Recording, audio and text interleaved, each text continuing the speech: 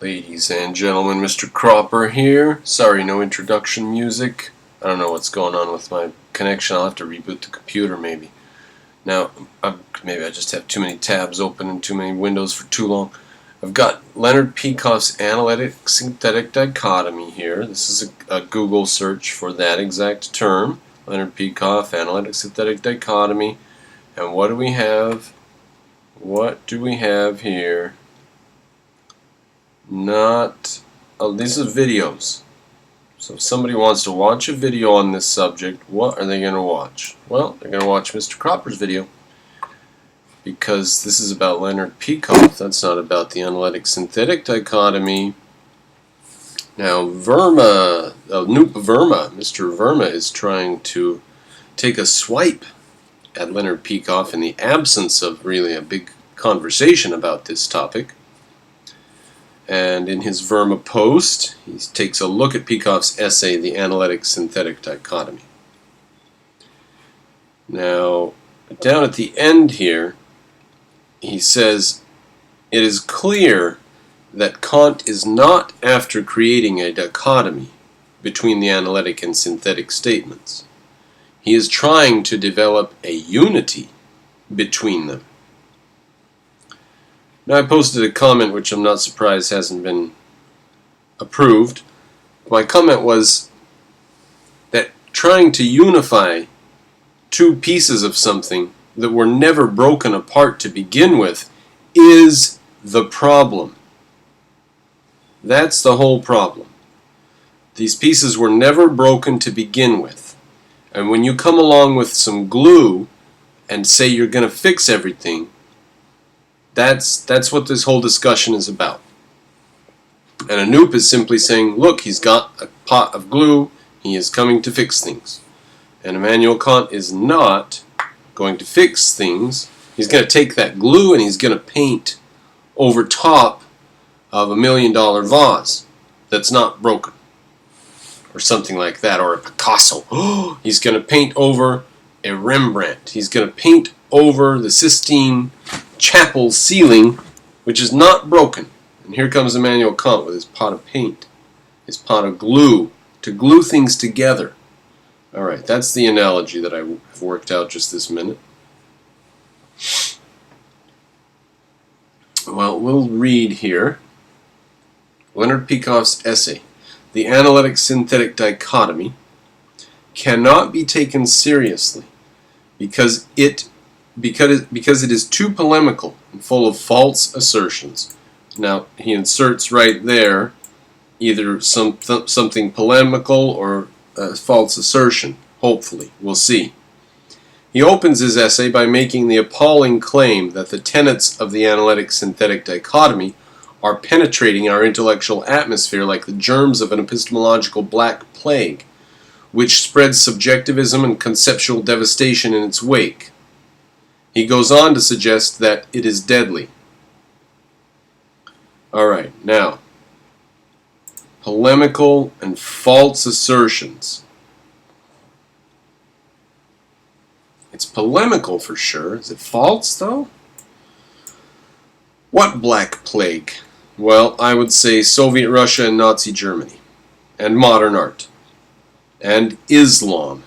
Those of you who don't appreciate the fact that totalitarian fascist Islam that we're fighting today comes from Immanuel Kant, you are not aware of the education history of every single bar none leader in modern Islam. They are all educated by the West, even Osama bin Laden. They're all educated in Marxism, which means Kantianism. That's where the Black Plague is, Anoop. In Soviet Russia, in Nazi Germany, in Red China, in 100 million violent, unnecessary deaths. That's where it is. And another 100 million through war and plague and famine. Excuse me. Insanely, I have no way to edit these stupid things.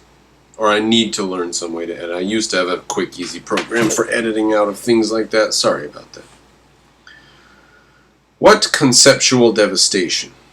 Alright, what conceptual devastation? String theory. John Rawls' theory of justice, social justice warriorism, transgenderism, Islamofascism.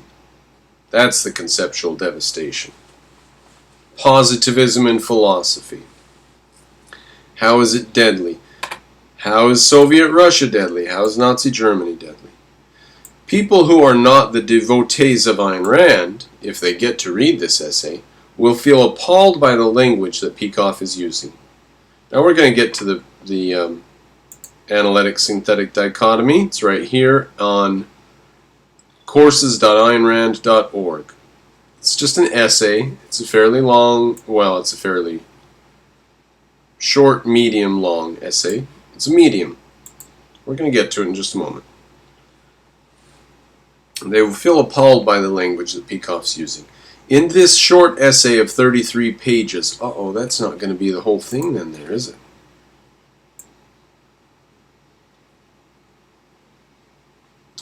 We'll see. Maybe it's the whole thing, maybe it's not. I hope that's the whole thing. I don't think I have her book. I don't think I have Ito in my home right now. I've got several copies of it. I don't think I have any on my shelf. Okay. They'll feel appalled.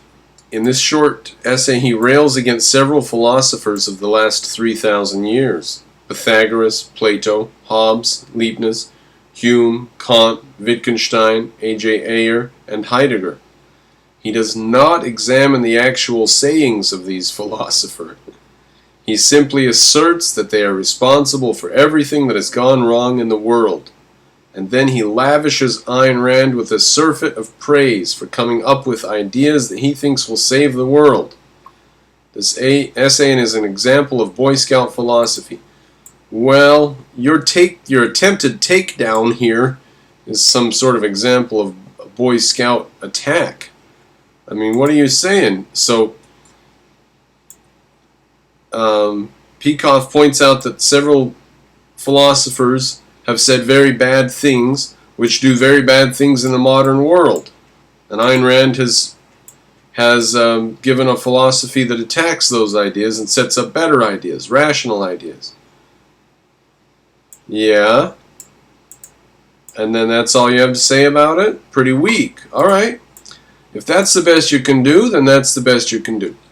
The bulk of Peikoff's criticism is focused on the philosopher that Ayn Rand regarded as the greatest monster in the history of mankind, Immanuel Kant. Ladies and gentlemen, you can go check out my videos on Immanuel Kant, explaining the critique of pure reason. He is a troll. He is a monster, it's true. Rand never read Kant. Okay, so we know that he's a liar. She had no interest in Kantian ideas, and she never made any effort to understand Kant. That is not true. She understood Kant perfectly well. And you can read Kant for yourself, and you just sit there verifying as you go what Rand said. Oh, this is what she meant. Oh, this is what she meant. Oh, this is what she meant. But she made it her business to hurl 1 or 2 line accusations against him every now and then. Peikoff claims that the analytic synthetic dichotomy has originated in the Platonic theory of universals and has been endorsed in some form or other by every past philosophical tradition, and that the writings of Kant were responsible for enhancing the pernicious powers of the dichotomy. Let's see. Just occurs to me, I don't want to be... Maybe I shouldn't do the whole thing if this is a copyrighted blog post, but I don't know that it is. No, I don't think so. I think it's just a blog post. Anoop, if you're mad at me for doing this, just let me know. I'll take this video down. I didn't even think of that till just now. I thought, can I go through and read word for word his post? But it's not copyrighted, and I'm giving full accreditation. So I think I'm okay. Alright. Anyways, so. Yes, Immanuel Kant's bad. He writes, okay, good, here we go. We're getting to a quote. The moderns represent a logical, consistent development from Kant's premises. They represent Kant plus choice, a voluntaristic Kantianism, a whim-worshipping Kantianism. Kant marked the cards and made reason an agent of distortion. The moderns are playing with the same deck. Their contribution is to play it deuces wild, besides. Alright, that's a pretty good summation. Immanuel Kant said everything's in our mind, we can't know anything. And then the next group of people to come along said, well, then everything's in our mind, we can't know anything. He says, these are ridiculous claims. Go ahead, explain why these are ridiculous. Peikoff is accusing Kant of things that have nothing to do with Kant. In the final sentence of his essay, oh wow, that was a jump, Peikoff asserts that the analytic-synthetic dichotomy is a death carrier. But who has died by it? Oh, a couple 100 million people. What is Peikoff's essay about? A philosophical idea or a ninja assassin? Ooh, it's about communist assassins, actually, Anoop. The truth is that Kant has never talked about any analytic-synthetic dichotomy in his first critique. Well, okay. No philosopher except the devotees of Rand has called it dichotomy. They use the word distinction. It is not Kant's concern. Well, okay, well, there you go. Is there a distinction between these two types of ideas or not, Anoop? If there's not actually a distinction between them, but Immanuel Kant says there is a distinction, then Immanuel Kant is synthesizing something. Right? That's the whole key here. It is not Kant's concern to provide a serious and positive account of the analytic statements. His interest is only in the synthetic statements. Alright, well, Anoop, if there's no difference between those two types of statements, then Immanuel Kant is making an arbitrary line and saying, over there, I'm not going to explain anything. I'm just going to explain things over here. And that's the whole point. This is an arbitrary line, and he's dividing the universe up into by this bizarre arbitrary line of his, and on one side is part of reality, and on the other side is part of reality. So that's the problem, Anoop. Okay? His interest is only in the synthetic statements. Well, that's a false dichotomy, Anoop. That is a false dichotomy because there's no difference between the analytic and synthetic, all right?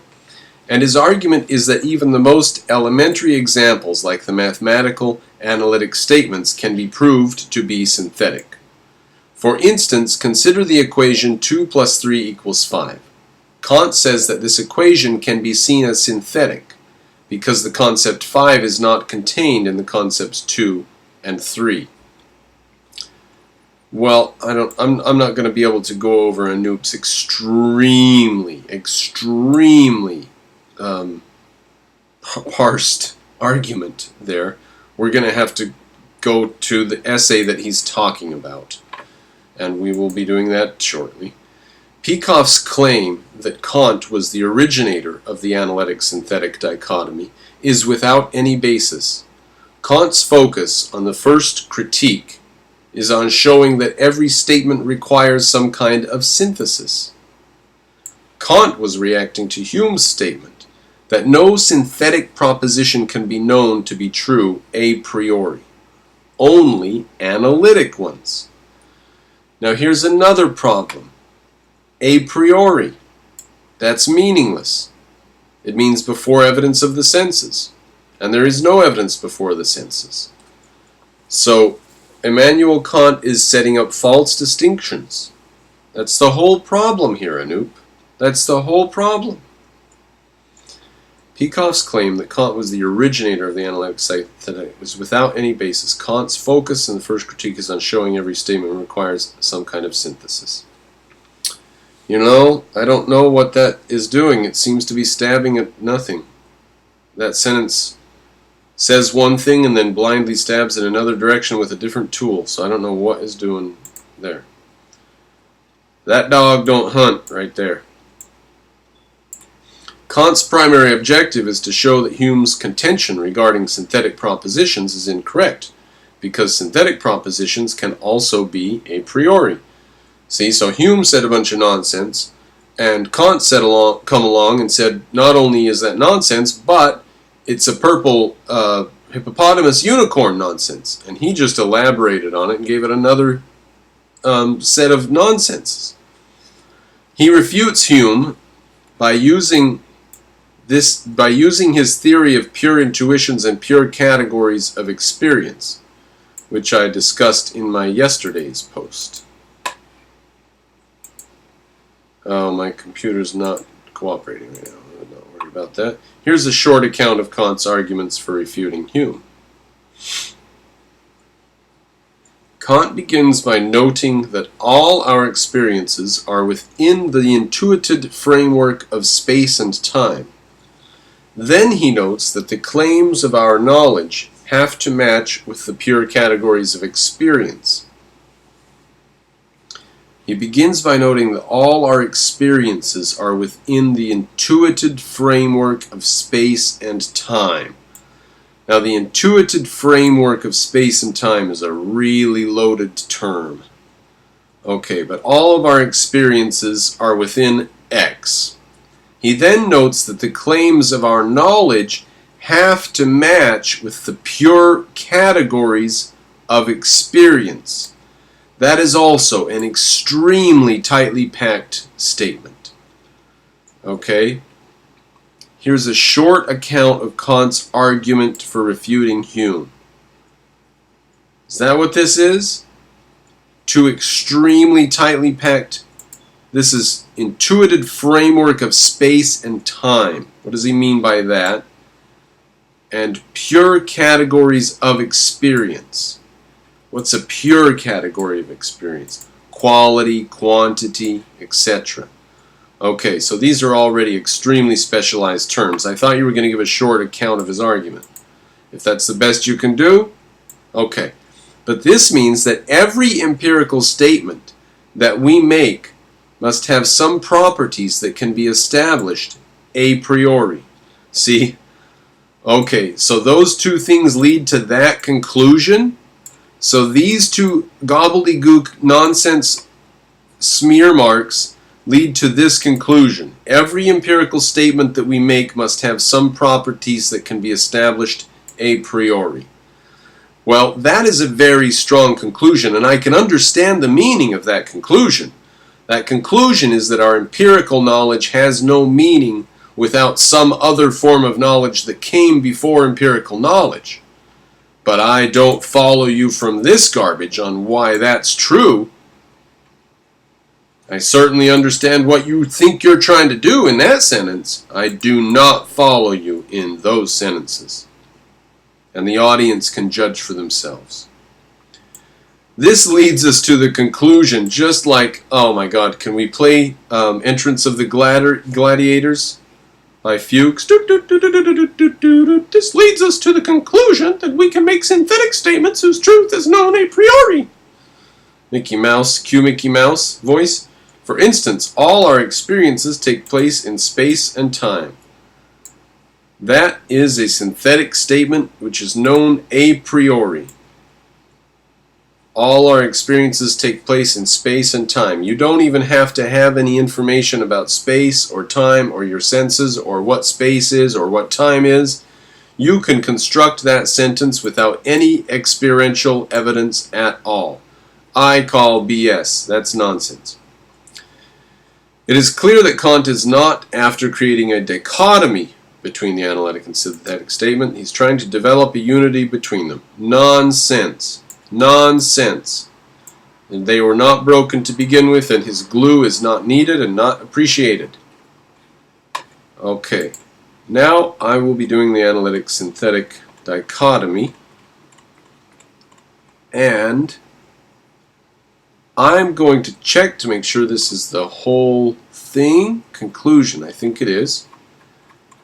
And I'm going to check to see if there are any paragraphs and sections I can leave out so that I'm not just doing the whole thing, because this is certainly copyrighted. And if you appreciate what I do, ladies and gentlemen, please go to Patreon and give me $5 or $10 a month and encourage me to do more of this. I'm not really I don't really like doing like Jeffrey Epstein's dead. You know, everybody's doing a video on that. So what about the analytic synthetic dichotomy? Nobody's doing videos on that. That's where Mr. Cropper's going to go. Okay? And also, you know, some fluffy interviews and stuff like that. Debates are great. Oh, the debates, you know.